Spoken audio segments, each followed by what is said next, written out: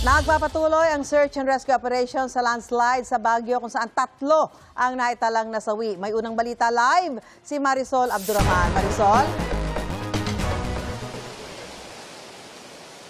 Susan, trahedya nga ang idinulot ng walang tigil na pag-uulan dito sa Baguio City.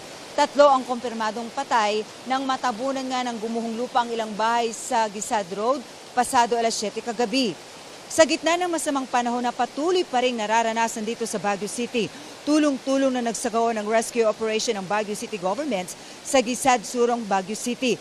3 bahay na may 5 pamilya ang natabunan ng gumuhong lupa dahil sa tuloy-tuloy na ulan na nararanasan dito. Bandang alas 9:38 ng ma-rescue ng ng DRMMO ang 4 na individual.